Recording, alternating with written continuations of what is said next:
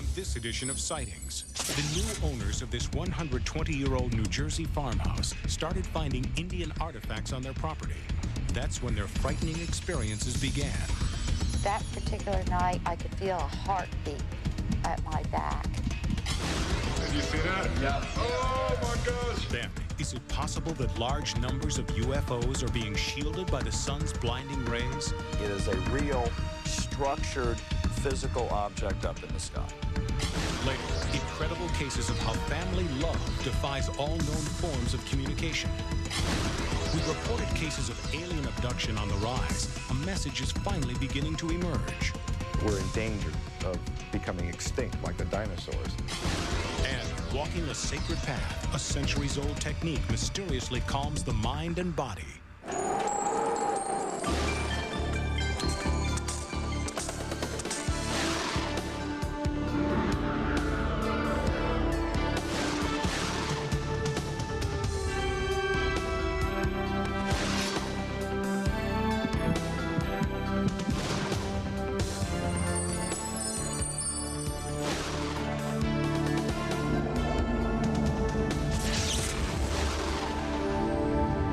Sightings. I'm Tim White. By day, Randy Liebeck is a federal police officer based in New Jersey. No nonsense, tough as nails. But after hours, he exchanges his service revolver for a magnetometer and becomes Randy Liebeck, Ghostbuster. And when we asked Randy if he was working on any cases right now, he said, "Well, I got a house for you."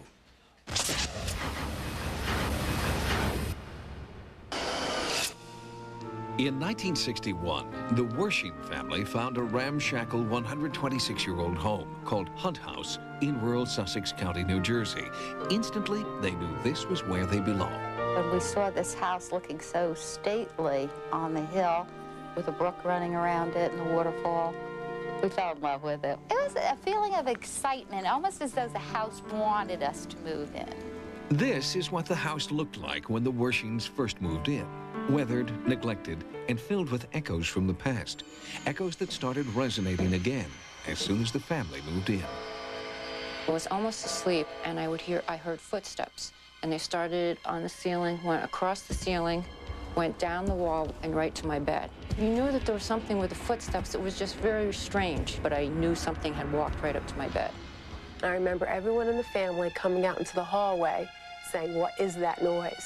And my father would always go upstairs and look with a flashlight and a gun even, and never find anything. Until one night, when Glenn Wershing says he came face to face with one of the haunting spirits inside his house, a free-floating ball of light at the foot of his bed. And it moved out into the hallway and stopped. I got within a few feet of it, and it moved into my son's bedroom and hovered at the foot of his bed. So I was a little concerned now, so I walked a little faster, walked up to it, and just as I approached it, it vanished. It was gone. The paranormal encounters continued, and the Wershings began to take a cavalier attitude. The sounds and apparitions were just part of the price one paid for living in a pre-Civil War mansion. But when Glenn Wershing began digging up Native American artifacts long buried in his yard, he unwittingly stirred up a paranormal hornet's nest that no one could ignore. Recently, Jackie was attacked in her bed. That particular night, I could feel a heartbeat at my back. And then all of a sudden, I could hear this voice coming through my mouth. I thought, it's starting to possess me. That frightened me, and I reached back. I could feel coarse hair like you'd feel on a dog. And I jumped out of bed. After 30 years, the family felt the spirits were turning violent. They turned for help to paranormal investigator Randy Liebeck. He brings a unique perspective to the field, combining his interest in the paranormal with his day-to-day job experience as a federal law enforcement officer. On a day-to-day basis, I hear a lot of people tell me a lot of things, and I've gotten to the point in my professional life where I can tell to a large degree of distinction between truth and lies. After a preliminary interview with Glenn and Jackie Wershing, Liebeck scanned Hunt House with a tri-field meter used to detect present levels of electromagnetic energy. According to Liebeck and other investigators, unusually high readings are common in hauntings like this one. Throughout the first and second floor, Liebeck noted only minimal electromagnetism. However, as he approached the third floor landing, the meter spiked. They're here. They're in this room. This closet's off the scale. It's right when you go through the doorway, too. It indicates that there is a high-powered magnetic field inside this closet. Now, I can't see any obvious source for it. Liebeck discovered that the third floor was filled with pockets of high electromagnetism, but no room registered more energetically than the room where Glenn stores his artifacts. And where my hand is very cold. Well, You're right, it's very cold. It's icy. This is going wild. It's bitter cold. I told you, I could feel it. My whole legs, my whole body. I have never, and it's fluctuating. It's not a constant. This is the most unusual effect I have ever experienced. Liebeck has taken field readings in dozens of homes and is aware that many natural environmental factors can cause high levels of electromagnetism. I am not aware of any natural phenomena which would cause a electromagnetic field to move around a premises. Sightings brought in psychic Jennifer Shepard for her take on the haunting activity at Hunt House. A crew is recording her walkthrough in both color and heat-sensitive thermovision. As soon as Shepard comes into the house, she senses an energy vortex. One thing I pick up right in the center of the room is kind of a, it's like a swirling energy, like sort of a tunnel or a funnel cloud, which means that there is like a power spot underneath here. The whole house has a feeling of, it's like a pulsating sorrow. On the second floor, Shepard feels the presence of several different entities, perhaps some of the more than half-dozen former residents who died in this house. Shepard feels psychic impressions of sadness and also rage coming from the bedrooms, including the bedroom where Jackie felt she had been attacked, and in the third floor room where Glenn and his son had encountered the ball of light. Shepard senses the spirit of a vicious creature, not human, and also a woman who was somehow connected to the animal. She may have been aware of this, this nasty little animal spirit that I keep seeing. Maybe she had had experiences with it, but it's almost like she's here to guard you against having lots of troubles with it. She may actually be sort of helping you out with that. Shepard says that the animal spirit was drawing her into Glenn's office, the same room where Randy Liebeck had taken his abnormally high field readings. It's the strange animal presence, which is so dark. This elemental energy is very interested in some of the things that you collect. This energy feels like it has like two ears that are almost, I'm seeing like a wolf kind of, it's in the wolf or dog or canine family. Jackie is shocked. This is the same entity she remembers seeing the night of her attack. Shepard recommends a psychic cleansing. Using sage and cedar incense to draw out the spirits, Shepard believes she can then begin communication. Later, she reveals that the animal spirit did speak, angry about Glenn's artifacts.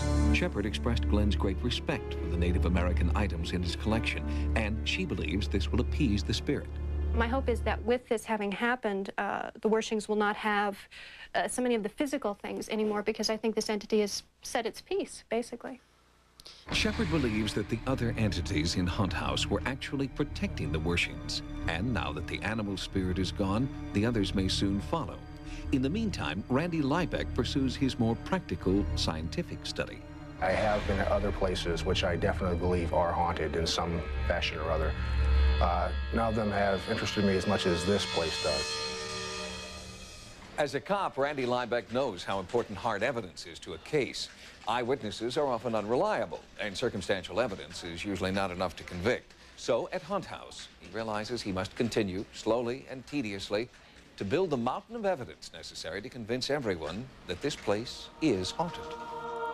Next, UFOs hidden by the sun's rays, psychics search for MIAs, and a message from alien abductees.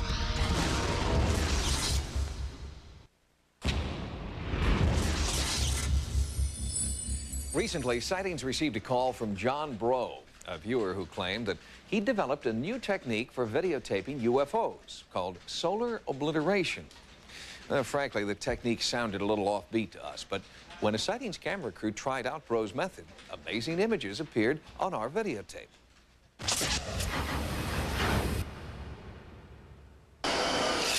We simply don't know what these objects are, darting across the Southern California sky and captured on home video. According to the photographer, they're extraterrestrial or possibly interdimensional spacecraft. Skeptics who have looked at these tapes see nothing more than dust, pollen, and airborne cottonwood seeds. But John Breaux, the man who videotaped these UFOs, steadfastly disagrees with those who insist that there must be an earthly explanation. The first time I tell people, I can just see their denial glands popping up in their forehead. And it's hard to deal with at first, but I found that we can adjust to it. 100% of the time that I personally tried this, I've caught something. It's a simple technique that has gotten us really good results. The technique is called solar obliteration, using an awning, or in this case, a cement overhang to block the sun. John Breaux points his camcorder skyward. I'm blocking out the direct rays of the surface of the sun, and while allowing me to peer safely into its corona. So I'm basically making an artificial eclipse. But still, I will focus my attention into the fanned out corona. Creating an artificial solar eclipse to photograph UFOs was intriguing to the sightings team because of our experience studying the real solar eclipse in Mexico City that coincided with the largest mass UFO sighting in history. And hundreds of those UFOs were captured on home video. Are these objects, photographed with the solar obliteration technique, somehow connected to the Mexico City sightings? I believe they've always been there. We're just now discovering it. The same thing that is concealing them and hiding them, when the direct sunlight is taken out of the frame, is also revealing them or betraying them. Could these objects, hundreds of them appearing every day, really be alien craft? Sightings asked John Breaux if we could take his UFO tapes to an independent video analyst. He agreed without hesitation. I've been doing this for a long time. Not just digital image processing, but the study of UFO images. Jim Dilatoso is a computer scientist with expertise in the digital enhancement of videotapes. He says the objects on several different tapes using the solar obliteration method match precisely the classic UFO shapes cataloged in his photo archive. Hundreds of times in the last 50 years, we've been categorizing different very specific shapes of these unknown craft. This is one of the exact shapes that has been seen since the 50s. Sometimes there's a cylinder and a disc. The disc really looks like Saturn. It's a ball. Sometimes you see the top and the bottom, sometimes you just see the top. Not saying it's alien, but at this point we're saying it is a real, structured, physical object up in the sky. The phenomenon is striking in its simplicity. No more staring at the nighttime sky for days on end. Simply block the sun, point, and shoot. I suggest that anyone that has a video camera can go outside and get something on video that is highly unusual. Could be a UFO, could be an alien piloted spacecraft, could be cottonwood, could be a hot air balloon, could be a lot of things. But if it's carefully planned out, there's a good chance that an ordinary person with a average, above average is better, camera can go outside and videotape something very exciting. But it's important to remember that focusing directly on the sun can seriously damage your expensive video equipment. And, of course, the damage you can do to your eyes may be permanent. I would advise anyone attempting the technique to use the same amount of precaution as if they were viewing a total eclipse of the sun. You cannot look directly at the surface. It could cause blindness, obviously. That's why I block it out right to the edge of the surface. And always wear UV protective sunglasses. Did you see that? Yeah. Oh my gosh! The images you are now watching were taped by the sightings team using our broadcast quality camera equipment and John Breaux's solar obliteration method. We were surprised when we started getting these UFOs.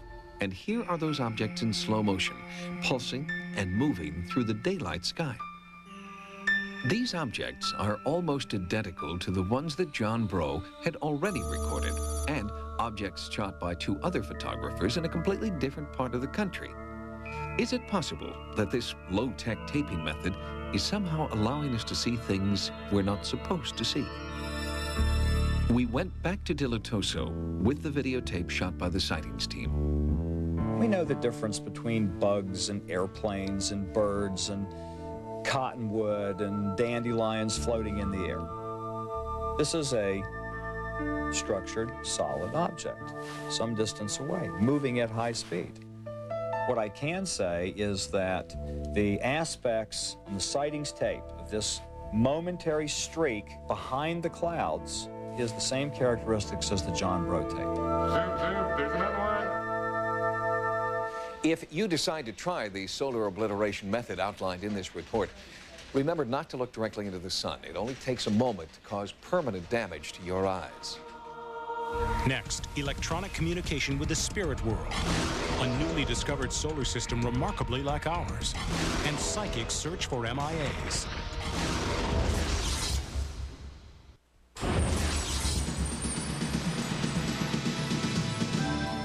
Here are some of the stories Sightings is following in the news. The Vietnamese government has agreed to participate in an experimental program to find soldiers still missing in action from the Vietnam War. They're going to use psychics. In Hanoi, Vietnam, the government is turning to the paranormal in its search for soldiers still missing in action since the Vietnam War. Psychics and mediums already have an established place in Vietnamese culture, and now many are hard at work helping families locate the 300,000 Vietnamese soldiers and civilians who remain unaccounted for. On a previous Sightings report, we brought you the story of Laylee Hayslip's search for her brother, missing in action since 1963. With the help of a Vietnamese psychic and wizard, Laylee did locate the remote cave where her brother had been hastily buried. As in that case, Vietnamese psychics used dowsing rods and sacred coins to make a connection with what they believe are the restless spirits of the dead. These mediums believe that there is a great noise in the paranormal realm, the sound of thousands of spirits calling out to be found. According to Vietnamese tradition, finding the earthly remains of these restless spirits is essential to a peaceful afterlife.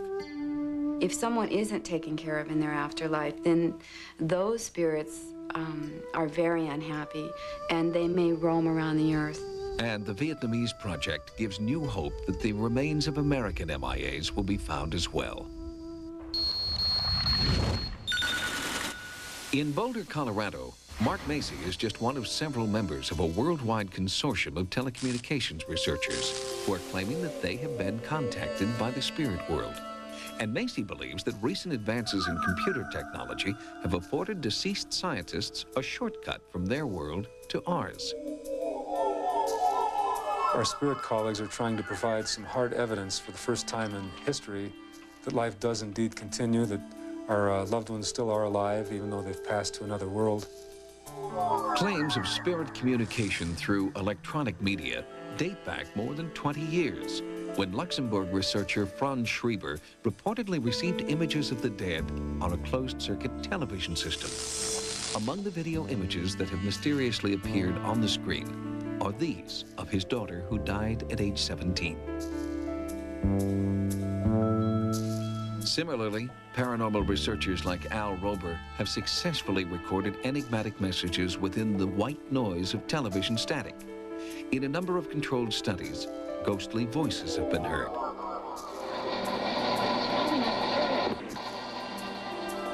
And now, the scientists, researchers, and educators who comprise the ITC organization claim to have successfully communicated with the other side, not just through television, but via telephone calls, faxes, and most recently, email. Someday, I'm sure there'll be thousands of telephones and computers hooked up in a network, both on this side and on the other side. I suppose that would give the term Ethernet a whole new meaning.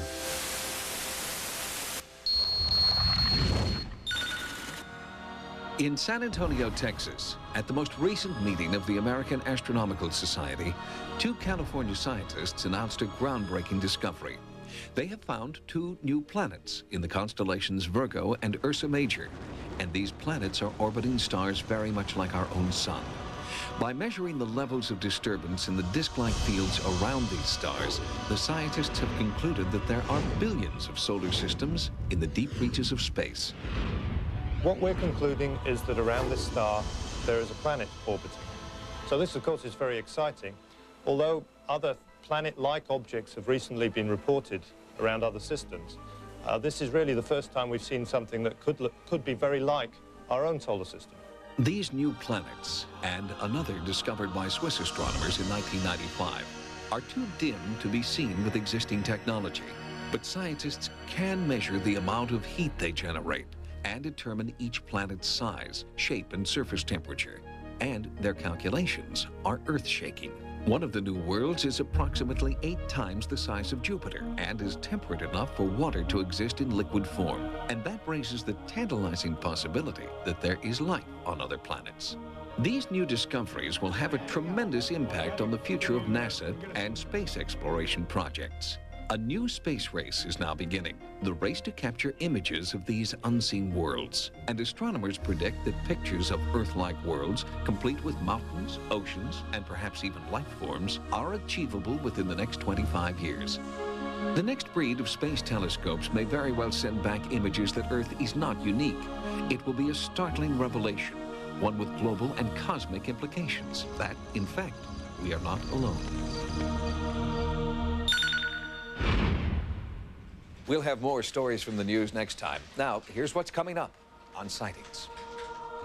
Those who have experienced the terrifying ordeal of being abducted now say a more positive message is being conveyed. We can create beauty, we can create love, we can create serenity. Later, psychic family ties.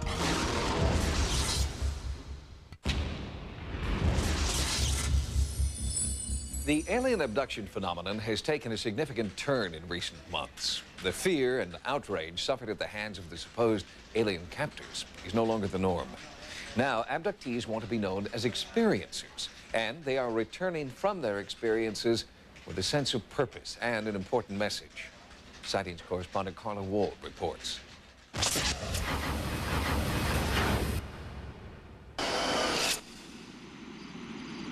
When I first saw the needle, and I saw what he was going to do, I'm telling him, don't do it.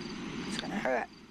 I mean, this is terror. You're being kidnapped. You don't know what's going to happen. Betty Hill's unsettling story of her and husband Barney's abduction over 30 years ago set the emotional tone for thousands of accounts of alien abduction to follow. The feeling of abject terror at the hands of extraterrestrial captors. I hate what they do to me. I hate what they do to my mind.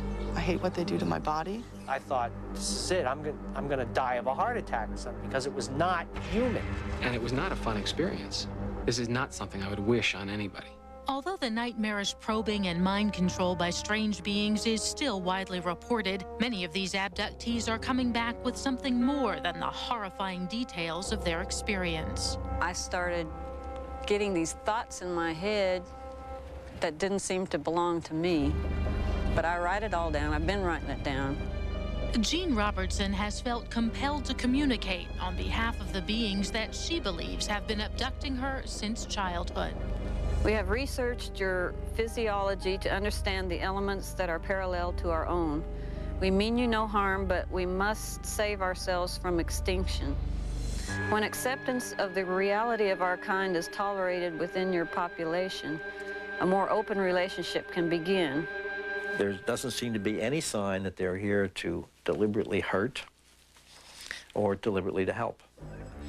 The natural reaction of terror and confusion and self-doubt, all of those things, I think, are unintended side effects. Side effects that could be avoided if the extraterrestrial understood more about human nature, according to author Bud Hopkins, a pioneer in abduction phenomenon research. Every single abductee says over and over, if they would just walk in the front door, not scare me, not paralyze me, and sit down and say, look, we have a problem, would you help? Practically every abductee said if they would ask my permission and explain, I might say, sure, I'll help you. But artist Steve Neal and many others who have already made contact believe humans must agree to meet the aliens on their terms. What is it that you perceive that you're being told? We as a race of beings aren't very successful. I think that's really evident. We've separated ourselves from nature. We have this sense that nature's over there and we're over here, and that really this world was kind of made for us to do whatever we want, to trash it in the name of personal gain and profit. And I think that we're in danger of becoming extinct like the dinosaurs. Describe the physical nature of when you were given this message. What happened to you? Predominantly, it's like it's real. They're there with me. They take me into the scene, whether it's, you know, if it's the world after a nuclear war. They take me right down the streets, and I see all the bodies and the whole bit. And I realize that they're trying to give me a message, you know, and that I'm supposed to take this message and take this possible future and do something about it, try to prevent it. Harrowing visions of the future have led many abductees into one of the more than 250 support groups in the United States. I visited one such group in Southern California, led by hypnotherapist Yvonne Smith. I've worked now with well over 100 cases. People have been told that there's going to be devastation, that there's going to be tremendous earth changes. They are shown these images. It's something that's put into their mind by the abductors. It's very difficult to explain. What kind of images? Tremendous earthquakes, hurricanes. I mean, to the point where we're all going to be destroyed. And when I'm in the middle of a session listening to this, it's very frightening.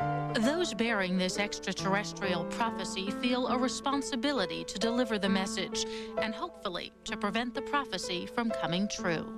I think it's very important to point out that all of these images and so forth of disaster or this or other can be reversed. It's not written in stone. Is it your responsibility, though, to get it reversed? And how does that affect? I was told very distinctly that this is our planet. And we are very powerful beings, and we have to start using that in a positive way, because then we can create beauty, we can create love, we can create serenity, instead of destroying everything and complaining that there's no serenity. And Kathleen Cook believes that she has also discovered why so many abductees must endure humiliating medical experiments. They're trying to not only help out their race, but help out us in case we can't live in this environment anymore. We might need different kinds of bodies. We might need different kinds of adaptations. We might need to be able to handle different kinds of climates. Some people claim to have gained special healing powers during their close encounters, suggesting that the motive behind the experimentation may in fact be for the benefit of the human race. I woke up and there was a gray by my side, left side, and he was putting in what appeared to be laser-type objects in my brain. And I was told that I would have an energy and that I would be able to help people who are ill. I believe the aliens helped to perfect this energy in my body. Whatever the reason for the alien abduction phenomenon, those who claim to have experienced contact are returning with a new perspective. Fear has given way to curiosity, acceptance, and a commitment to spread their alien message. We will continue covert contact for now. Soon we will be able to establish a more active and cohesive relationship, an equal partnership within the alliance of intelligent life forms. The State University of New York Press has just published a scholarly collection of essays, including several by John Saliba, on the topic of extraterrestrial theology. Its title, The Gods Have Landed, New Religions from Other Worlds. Next, exploring the psychic connection between parents and children. This picture just popped into my head. My lovely Jenny was going to have an accident.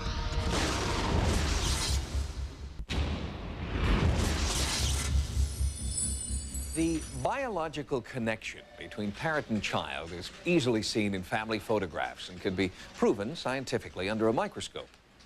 But what about the connection that goes beyond reason, that familial sense of psychic connectedness known as bonding? Because it can't be duplicated in a test tube, Does that mean it isn't real?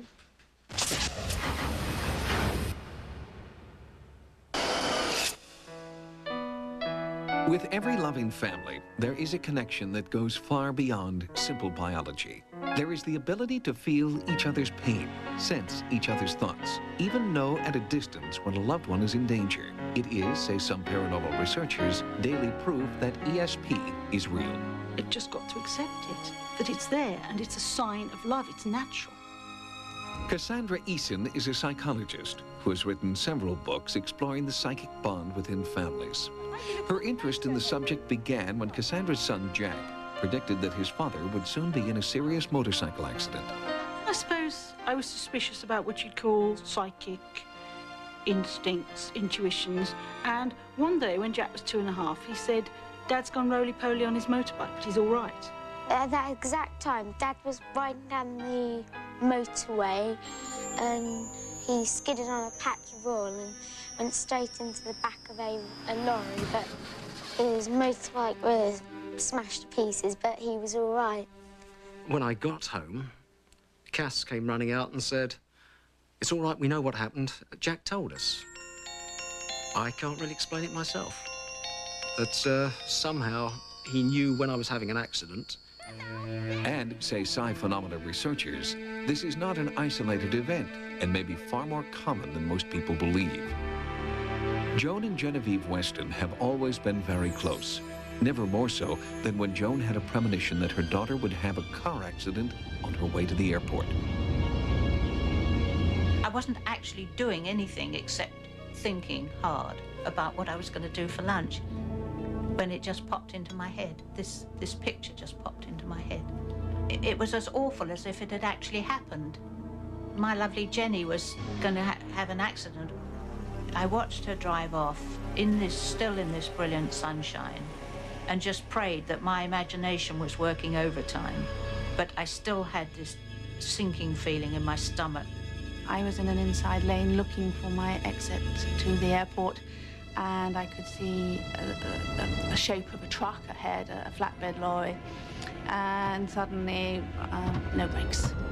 So I just took the car down through the gears, manual shift, and applied the handbrake and came to a complete stop with the hood of the car underneath the actual lorry in front, which that was pretty frightening at the time. Dr. Doug Henderson is a professor of psychology at the University of Wisconsin at Stevens Point. He attributes familial telepathy to a field of energy that science cannot yet measure.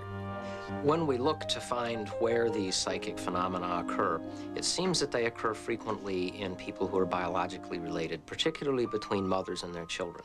And of course that stands to reason because we all spent the first 9 months of our life as a part of our mother's body. In the case of twins, strong anecdotal evidence already exists to prove a psychic link between siblings, but so far, scientific proof has eluded laboratory researchers. I think that there are whole dimensions of reality that are simply waiting to be discovered out there. I come back to Marconi discovering radio waves. They existed, they're part of the environment. We simply didn't know how to look for them. And once we find how to look for these things, I think they'll be there. Dolores Jenkins was haunted by a recurring dream in which she vividly saw her son Greg crashing his moped.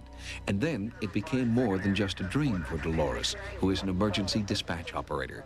Before the accident happened, I was sitting there, and then I started getting that feeling. Like I said, something's wrong, something's going to happen. And I said, oh my God, no, this is it. I could see it, just detail, everything, detail, okay? And then I see him making that turn. I see the bike sliding out, and I see Greg going that way, and then I bounce, you know, it's just like slow motion. We hit like this oil, and we slid, and when he pulled me down, I knocked my head on the concrete and went unconscious. If she could predict the future, Dolores felt, perhaps she could also change it, visualizing her son's complete recovery. I'm a mother, I don't want my son to get hurt, and I remember the dream. So I get up and I start to walk around and do something that maybe will change this dream. You know, I was protecting my child from getting mangled and hurt. Greg did make a complete recovery. He believes his psychic bond with his mother made all the difference. I didn't believe in it too until it happens to you. Then that's when you believe it. Mainstream scientists do not believe that these anecdotal accounts prove conclusively the existence of psychic ability. But for the families involved, no more proof is necessary. We don't actually try and label it. We're just most awfully grateful it's there, because it's quite a reassuring and quite a comforting thing. They're the link of love. They're not spooky. They're natural parts of human experience, starting perhaps from before birth and perhaps going beyond death. If you feel that you and your family have a psychic bond, researchers suggest you keep a diary to document your paranormal connections. If enough people begin to document these coincidences, maybe they won't be called coincidences anymore. Next, entering an altered state of consciousness by walking a sacred path. The labyrinth is really, it's a blueprint where psyche meets soul.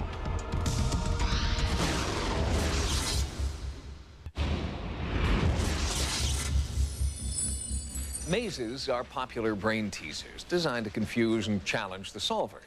But the earliest mazes, called labyrinths, had a completely different purpose. They were designed to awaken spiritual energy and healing. In fact, tracing a labyrinth in ancient Greece was said to be one way to unlock all the secrets of the universe. Unlike mazes that are designed to frustrate you through traps and dead ends, labyrinths are designed for peaceful meditation. A labyrinth is a spiritual tool because it has simply one path. And you follow that path, walking all the way in, and you know that it takes you to the center. Dr. Lauren Artress became fascinated with labyrinths from the moment she first walked one during a spiritual conference in 1991. When she returned to her ministry at Grace Cathedral in San Francisco, Dr. Artress couldn't let go of her memory of the labyrinth. It finally hit me. Put the labyrinth into the cathedral. And I was very skeptical about this idea. In fact, when I first started telling my colleagues, I turned beet red. And yet I felt driven to do it as well. And that sent me to books, into research. Her research led Dr. Artress to the renowned cathedral in Chartres, France, where she walked a long-forgotten labyrinth designed by monks around 1220 AD. But what I learned was that this is an ancient lost art. This is an ancient tool that has been lying in the archives of many religious traditions, dusty and forgotten, because we emphasize the rational mind so much at the cost of the intuitive, the deep spiritual element that we each carry within us. And that's why we're so hungry now as we look and walk into the next century. Throughout history, labyrinths have enjoyed peaks of popularity and then they disappear. This happens time and time again. Today, we're waking up to new ways of viewing reality. And labyrinths are tools that can help you experience that. Sig Lundgren, an Earth Mysteries writer and lecturer, has designed his own labyrinth in the backyard of his northern Vermont home. I walk labyrinths because they help me think more clearly about issues that are up for me in my life. And they help me look at problems from different points of view and offer possible resolution and a way of checking out whether that resolution is really valid or not. The intense mystical effect of a labyrinth caused this man, Alex Champion, to abandon his professional career 6 years ago so he could design and build the winding pathways for others. I was working as a research biochemist in a research facility, and I really saw that I didn't want to do that for the rest of my life. So I was looking for a way out, essentially. And I decided that I would start making labyrinths as a profession. It was an unusual path for a man trained in mainstream science. I think it's basically the design fascinates me. I think the experience that people get when they walk them fascinates me. And I actually like to make them. I like to dig out the soil and shape it into this labyrinth. I find that very satisfying. And Champion continues to find satisfying nuances in his labyrinth building. The original reason why I got into them was that they're a spiritual symbol. But then after a while, I saw that other friends actually said to me, Alex, you're making artwork. and this was very difficult for me to appreciate being a scientist. But gradually I came to appreciate that fact. I also saw them as gardens. For those who choose to walk a labyrinth, there are 3 stages of transformation, according to Dr. Artress. As you're walking into the labyrinth, you're purging or releasing, letting go. We shed our everyday thoughts. The center, illumination, is a place of prayer and meditation. The only instruction is to walk in with an open heart and an open mind.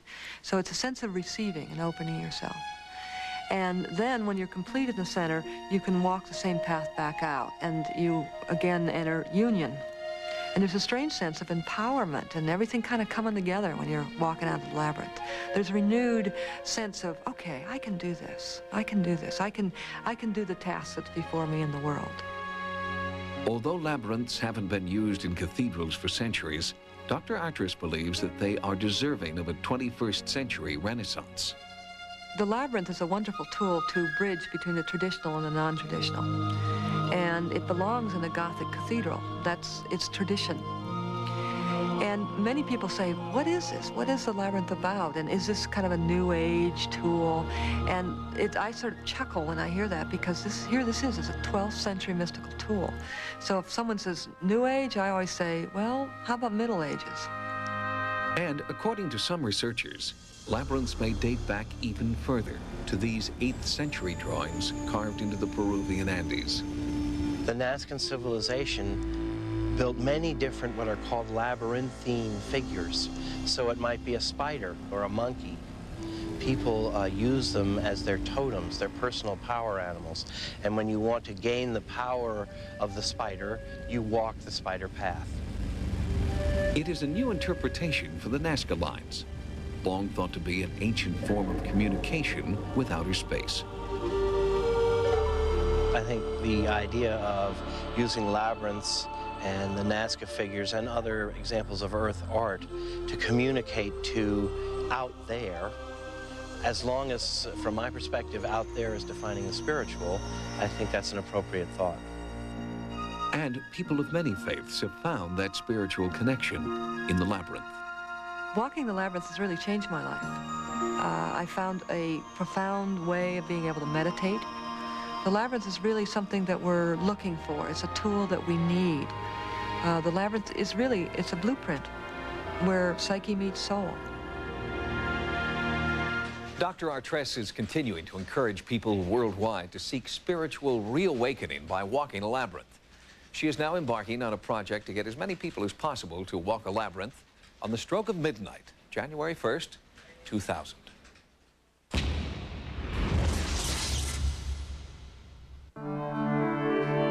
Sightings is now on the internet as part of the Sci-Fi Channel's Dominion website.